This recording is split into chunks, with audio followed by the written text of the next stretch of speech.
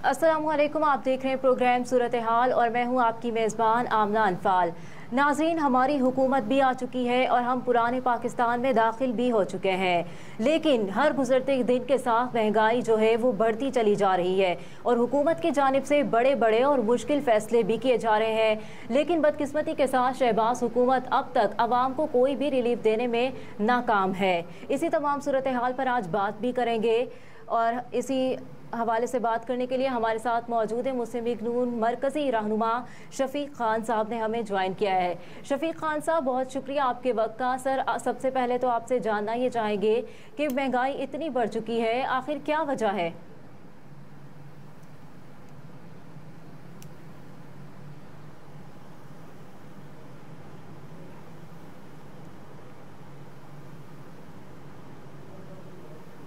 हुकूमत को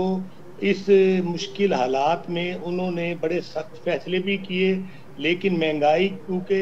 वो इमरान खान की हुकूमत में कुछ उन्होंने ऐसे फैसले कर दी थे जिसकी वजह से महंगाई पर कंट्रोल करना बहुत मुश्किल हो गया था। और हम समझते हैं कि मियाँ शहबाज शरीफ साहब मईशत की बहाली के लिए भी कोशिश कर रहे हैं और महंगाई को कंट्रोल करने के लिए, लेकिन अभी तक हम आवाम को वो रिलीफ नहीं दे सके जो हमें देना चाहिए था। इसके लिए ये सबसे पहले हमें, आपको पता है कि सूबाई हुकूमतों का में जो है मजिस्ट्रेट्स वगैरह इंतज़ामिया होती है जो अशियाए खुर्द नोश पर नज़र रखती है। हमारे यहाँ ये है कि पंजाब और दूसरे सूबों में जो हुकूमत है, आपको पता है मुस्लिम लीग नून की हुकूमत नहीं है, वो उसकी वजह से जो मियाँ शहबाज शरीफ के हुक्म के बावजूद वो अशिया खुर्दोनोश के लिए ना वो छापे मार रहे हैं, ना उनको कंट्रोल करने के लिए इक़दाम कर रहे हैं। जैसा कि आपको पता है कि डीजल में तकरीबन 35 रुपीज़ की पर लीटर कमी हुई और पेट्रोल में 20 रुपए लीटर कमी हुई। और उसके बाद हम भी समझते थे कि शायद कि ये आवाम को रिलीफ मिलेगा, लेकिन मैं समझता हूँ कि अभी तक आवाम को वो रिलीफ नहीं दिया। इसके लिए हंगामी बुनियादों पर मियाँ शहबाज शरीफ साहब खादमे पाकिस्तान, जिस तरह खादमे पंजाब बनकर उन्होंने काम किया था, उनको इसी तरह काम करना होगा। उन्होंने इंतजामिया को हरकत में लाना होगी, जखीरा अंदोजों के खिलाफ कार्रवाई करके अशाए खुर्दोनोश को अपने दुकानों पर ला के और उनकी कीमतों पर नजर रखकर हम उसके लिए आवाम को रिलीफ दे सकते हैं। और अगर हमने आवाम को रिलीफ ना दिया तो इसके नताइज की जिम्मेदारी भी मुस्लिम लीग नून पीडीएम पर होगी। तो मैं इसके लिए सबसे पहले ये गुजारिश अपने कायद मियाँ शहबाज शरीफ साहब से ये करूंगा कि वो इंतजामिया को कोई चेक एंड बैलेंस रखें। मुस्लिम लीग नून के कारकुन भी इस किस्म की कोई शिकायत मिले वो इन्हें दें, ताकि हम इंशाअल्लाह ताला इस सूरत हाल पर काबू पा सके, क्योंकि महंगाई का और सबसे जी। लेकिन सर, जिस तरह से आप पिछली हुकूमत पर जिम्मेदारी डाल रहे हैं, इस तरह से तो जो भी हुकूमत आती है वो यही कहती है कि जो भी हुआ या महंगाई है जिस तरह से, वो पिछली हुकूमत है उसकी जिम्मेदार। तो ये बताइएगा कि महंगाई को कंट्रोल करने के लिए क्या इकदाम किए जा रहे हैं इस वक्त? महंगाई में को कंट्रोल देखा, आपको पता है हमेशा मुल्क में जब तक इस्तेकाम की सूरत पैदा ना हो, कभी भी उस मुल्क के अंदर आपको पता है मैशत की बहाली नहीं हो सकती। आपको पता है जब ये सूरत इमरान खान ने एक मुल्क में अदम इस्तेकाम की सूरत पैदा कर दी, जो सरमायाकार थे हमारे बाहर थे, जो पाकिस्तान में सरमायाकारी करना चाहते थे, वो नहीं आए। कुछ हमारे सरमायाकार पाकिस्तान से भी उन्होंने अपने पैसे वगैरह रोक लिए। अब इसहाक डार साहब और खासकर मियाँ शहबाज शरीफ साहब कोशिश कर रहे हैं, और कायदे मोहतरम मियाँ मोहम्मद नवाज शरीफ, आपको पता आजकल यूएई और सऊदी अरब अमारात के दौरे पे हैं। वो अपने दोस्त ममालिक से कोशिश कर रहे हैं कि ज़्यादा इमदाद लेकर और हम आवाम को जिस तरह भी रिलीफ दे सके, खासकर अशियाए खुर्दोनोश पर। और मेरी भी आपके टीवी चैनल की तरफ से मैं ये गुजारिश करूंगा कि आवाम को खासकर आटा, दाल, घी, चावल, इन चीज़ों पे हम जिस तरह सब्सिडी दे के गरीब आवाम को इतना करें ताकि उनको हम रिलीफ दें, क्योंकि जो इस वक्त तकलीफ में है उनको रिलीफ दे के ही मुस्लिम लीग नून की और पीडीएम की हुकूमत आइंदा इलेक्शन में कुछ अपनी कारकर्दगी दिखाकर हम आवाम से सीटें ले सकते हैं। तो इसके लिए हंगामी बुनियादों पर काम करना होगा। और इंशाल्लाह ताला उम्मीद है, मैं खासकर मियां शहबाज शरीफ के काम से आपको पता है पूरे पाकिस्तान के अवाम और तमाम लोग मुतमईन है इंशाल्लाह ताला कि वो इस जो महंगाई की सूरत हाल है उस पे इंशाल्लाह 1-2 माह तक इंशाल्लाह काबू पाके अवाम को हम इंशाल्लाह यानी हुकूमत जाने से पहले इंशाल्लाह अवाम को इस तकलीफ से इंशाल्लाह निजात दिला के रहेंगे। जी ठीक है, महंगाई पर आपका जो है वो पॉइंट हमारे सामने आ गया। दूसरी टॉपिक के जानिब जो है वो बढ़ते हैं कि दुबई जो है वो पाकिस्तान की सियासत का मरकज़ बना हुआ है आजकल, और ज़राए के मुताबिक जो है वो ये कहा जा रहा है कि वहाँ तमाम इत्तेहादी जमातों के साथ जो है वो सीट एडजस्टमेंट के मामला जो है वो तय पाए जाएंगे। इस वक्त मरीम नवाज़ की बात की जाए तो वो भी दुबई में मौजूद है, नवाज़ शरीफ साहब भी जो है वो लंदन से दुबई आ चुके हैं, और आसिफ अली जरदारी, बिलावल भुट्टो समेत दीगर जो सीनियर क़यादत है वो इस वक्त दुबई में मौजूद है। तो क्या आपके पास क्या मालूमात है कि नवाज शरीफ की वापसी के हवाले से अब तक जो है कोई तारीख डिसाइड की जा चुकी है? कायदे मोहतरम मियां नवाज शरीफ की पाकिस्तान वापसी आने के लिए बहुत बेचैन है। मैंने खुद अभी मार्च में मियां नवाज शरीफ साहब से लंदन में मुलाकात करके आया हूँ, और मैंने भी कायदे मोहतरम मियां नवाज शरीफ साहब से यही गुजारिश की थी, कायदे मोहतरम मियां पाकिस्तान के अवाम आपको चाहते हैं, वो चाहते हैं कि आप उनके दरमियान हैं, और आइंदा मुस्लिम लीग नून को जो इलेक्शन है उसमें मियां नवाज शरीफ के बगैर बहुत नामुमकिन है। और इसलिए मियां नवाज शरीफ हमारे मुस्लिम लीग नून के मरकजी कायदीन मरियम नवाज साहिबा, मियां शहबाज शरीफ साहब, उन सब से और जो हमारे सूबाई और मरकजी कायदीन हैं उनसे मुलाकात करके ये सिर्फ उनमें तारीख तय कर रहे हैं कि वो अगले माह इंशाल्लाह ताला आएंगे। ज्यादा से ज्यादा मुझे उम्मीद है कि जुलाई के एंड में या अगस्त के में इंशाल्लाह ताला मियां नवाज शरीफ पाकिस्तान आएंगे। और जहां तक यूएई में सीट एडजस्टमेंट का मसला है उसमें आसिफ जरदारी साहब वगैरह वो भी बैठे हैं, उनसे मियां नवाज शरीफ एक तो आइंदा इलेक्शन की डेट के सिलसिले में, और नंबर 2 पंजाब में और दूसरे जगह वो सीट एडजस्टमेंट के लिए। मैं उसमें एक बात जरूर कहूँगा कि मियां नवाज शरीफ साहब को भी सीट एडजस्टमेंट के हवाले से जहां उनके मेंबरान असम्बली बुरे वक्त में साथ खड़े रहे, वहां किसी किस्म की सीट एडजस्टमेंट ना की जाए। वहां हमारे मुस्लिम लीग नून के मेंबरान असम्बली को और मुस्लिम लीग नून के कारकुनों को सीट दी जाए, और इंशाल्लाह पंजाब में मुस्लिम लीग नून अपना भरपूर किरदार अदा करेगी। मियां नवाज शरीफ की क़यादत में इंशाल्लाह ताला हम पंजाब में इंशाल्लाह ताला बहुत ज्यादा सीटें लेंगे इंशाल्लाह। ठीक है सर, आपसे ये भी जानना चाहूँगी कि नवाज शरीफ की नाअहली के हवाले से कि उनकी नाअहली को ख़त्म करवाने के लिए क्या कोई हिकमत अमली रह पा रही है कि उनकी नाअहली को ख़त्म करवाया जाएगा ताकि उनके लिए इलेक्शन की राह जो है वो हमवार हो सके? मियां नवाज शरीफ की नाअहली के लिए मियां नवाज शरीफ की जो लीगल टीम है वो तमाम इस टाइम मौजूद है और वो अपना काम कर रही है। और आपको पता है कि कौमी असम्बली और सेनेट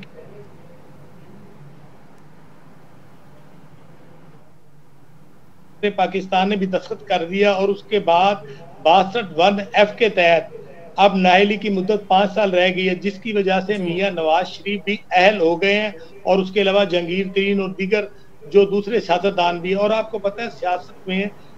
मेरी अपनी जाती राय है, किसी को पूरी उम्र के लिए आप नाअहल नहीं कर सकते, क्योंकि ये सियासत में वोट अवाम ने देना होता है। और आपको पता है मियां नवाज शरीफ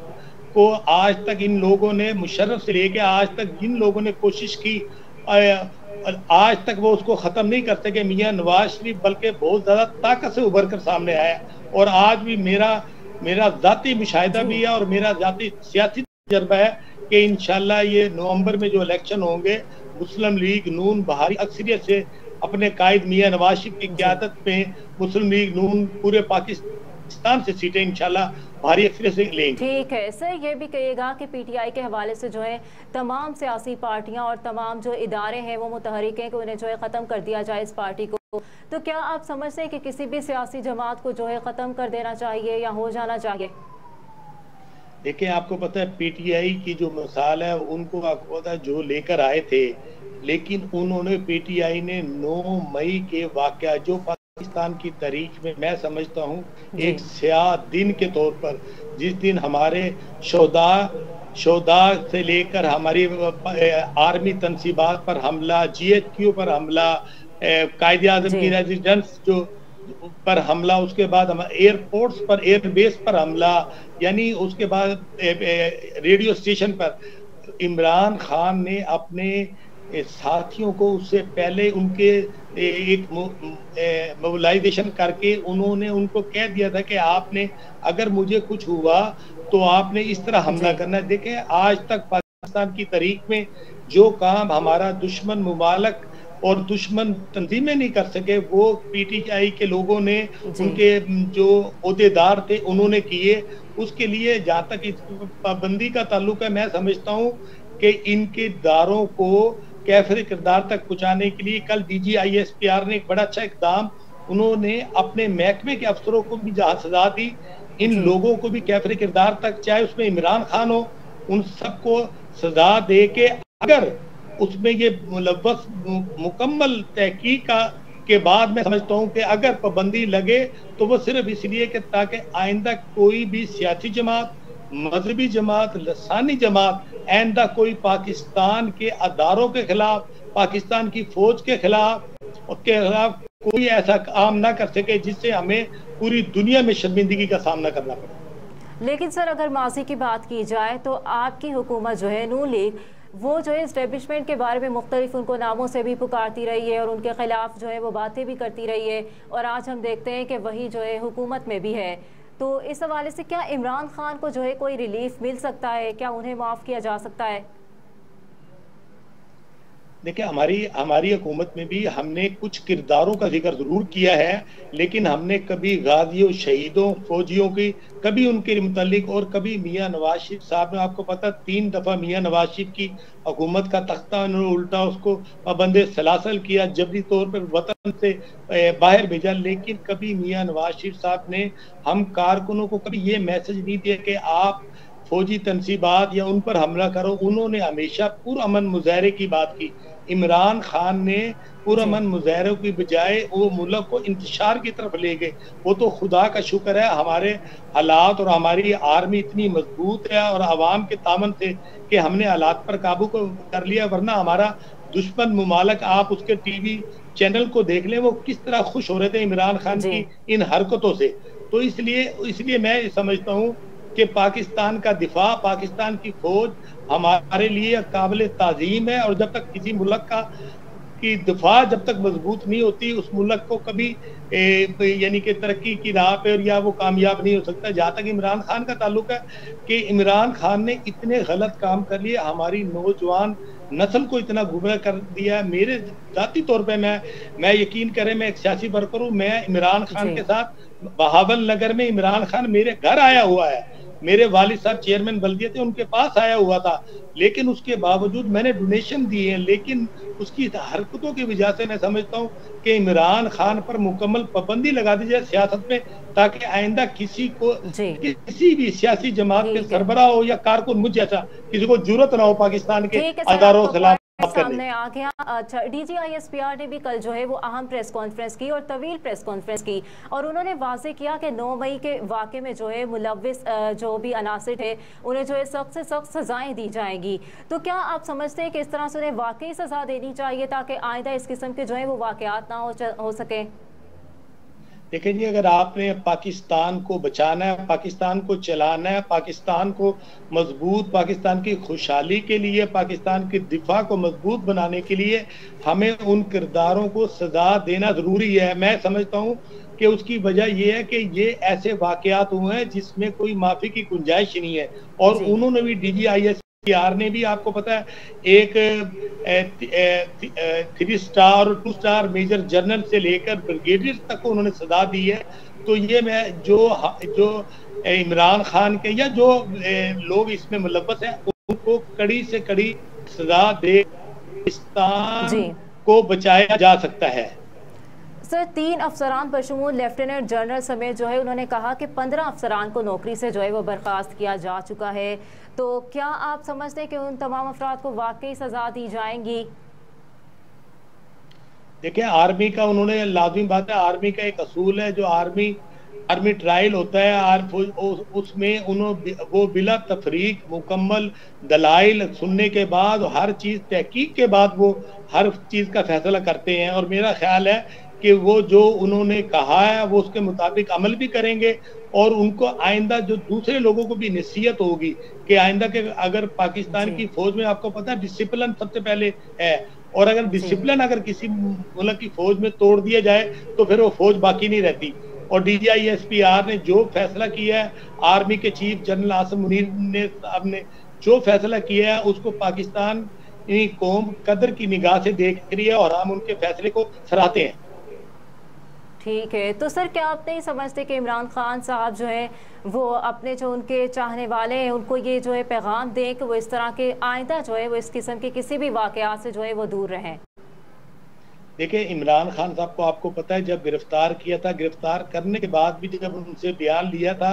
उन्होंने यही कहा था कि अगर मुझे किया गया तो दोबारा इससे ज्यादा खतरनाक नताइज बरामद होंगे। तो यानी इमरान खान से पाकिस्तान की खैर की तवक्का रखना मेरा अपने जाती एक सियासी कारकुन की हैसियत से फजूल है। कोई इमरान खान इस टाइम जो है सियासी तौर पर भी और दिमागी तौर पे भी मफलूज हो चुका है। इसके लिए इसको तो मेरा अपना जाती ख्याल है कि इसको कुछ सालों के लिए जेल में मुस्तकिल बंद करके पाकिस्तान की तहफ़्फ़ुज़ और सालमियत को यकीनी बनाया जा सकता है। जी ठीक है। अच्छा सर, ये भी कहिएगा कि जिस तरह से जो सानहा 9 मई में मुलव्विस अहलकार थे उन तमाम को जो है सख्त से सख्त सज़ाएँ दी जाएंगी, तो उन्हें जब सज़ाएँ दी जाएंगी इन सब के बाद क्या इमरान खान साहब के लहजे में कोई फ़र्क आएगा कि उन्हें ये एहसास होगा कि उनके वर्कर्स को इस तरह से जो है वो अब सज़ाएँ दी जा रही हैं और आइंदा जो है वो इस तरह के वाक़यात जो हैं उनसे निमटने के लिए या इस तरह के वाक़यात जो है रूनुमा ना हो, इससे बचने के लिए कोई इक़दाम करें? देखिए, नंबर एक तो जो 9 मई के बाद जो इमरान खान की पार्टी के भी जो लोग थे वो तकरीबन उसको छोड़ गए हैं। वो समझ की जो दिफा का और हमारी पाकिस्तान की सालमियत का दामन हमारी अफवाज पाकिस्तान है। तो अगर इमरान खान जब खुद और उसकी पार्टी, अब उसकी पार्टी में जो लोग हैं वो तकरीबन ना होने के बराबर है। और इंशाल्लाह ताला आप देखेंगे कि अभी आज़ाद कश्मीर का भी इलेक्शन हुआ, उसमें भी अवाम ने इमरान खान की पार्टी के कैंडिडेट को बुरी तरह शिकस्त दे दी। और इंशाल्लाह ताला अब इमरान खान का मेरा ख्याल है सियासत में अब नाम इंशाल्लाह ताला बाकी नहीं रहेगा, क्योंकि और बाकी अगर वो खुद अगर तमाम सियासी जमातें मिलके अगर इसको रिलीफ भी दे तो उसके बावजूद इमरान खान ने अपनी पुरानी हरकतों से अपने मुल्क की सालमियत के लिए वो काम कर जाना जो शायद हमारा दुश्मन भी ना कर सके। ठीक है सर, DGISPR के हवाले से आपसे सवालात कर रही थी। अब जो है मुझे ये बताएं ज़रा कि इसहाक डार की जानिब से जो है हमने गुज़िश्ता दिनों देखा कि सहाफ़ी ने उनसे सवाल किया तो उन्होंने उन्हें थप्पड़ मार दिया और साथ ही उनका मोबाइल फ़ोन लेकर जो है वो फेंक दिया। इस पर आप क्या कहेंगे? देखिए, मैं ज़ाती तौर पे इसहाक डार साहब को मैं बहुत अच्छी तरह जानता हूँ। मैं भी लंदन से पहले भी पाकिस्तान में मेरी जब वो वज़ीर ख़ज़ाना थे, मैं ज़ाती तौर पे इसहाक डार को बड़ा पोलाइट, बड़ा समझदार और बहुत नफीस इंसान है। बात यह है कि अगर इसहाक डार साहब के साथ आपने वो साफ़ी को देखा था जिस तरह वो उसके साथ सवालात और जो जिस तरह की वो गुफ्तगू कर रहा था, और उनके यानी कि कोशिश उसकी थी कि कोई ना कोई मुझे कोई ऐसा इश्यू मिले जिससे मैं यानी कि मुझे पॉइंट मिल सके। मैं समझता हूँ कि अगर उसके गार्ड ने कुछ थोड़ी सी की है तो उस पर मैं खुद जाती तौर पे उससे माजरत कर लेता हूँ, लेकिन इसहाक डार साहब के मुतालिक मैं जरूर कहूंगा कि उन्होंने कभी आज तक किसी के साथ कोई ज्यादती नहीं की, ना वो ज्यादती करने वालों की सपोर्ट करते हैं। वो हमेशा एक अच्छे इंसान है और एक हमारे मुस्लिम लीग नून में उन्होंने हमेशा माशियत के लिए, बहाली के लिए काम किया, पाकिस्तान के लिए काम किया उन्होंने। जी ठीक है। मुस्लिम लीग नून के मरकज़ी रहनुमा शफीक खान साहब हमारे साथ मौजूद थे और हम अपना मौक़िफ़ दे रहे थे बढ़ती हुई महंगाई और नवाज़ शरीफ के दुबई में जो अहम मुलाकातें हो रही हैं उस हवाले से। शफीक खान साहब, बहुत शुक्रिया आपके कीमती वक्त का। नाजरीन, ये थी आज के प्रोग्राम में हमारी गुफ्तगू, आपने मुलाहिज़ा की। आज के प्रोग्राम से फ़िलवक्त इतना ही, हमें दीजिए इजाज़त। अल्लाह हाफ़िज़।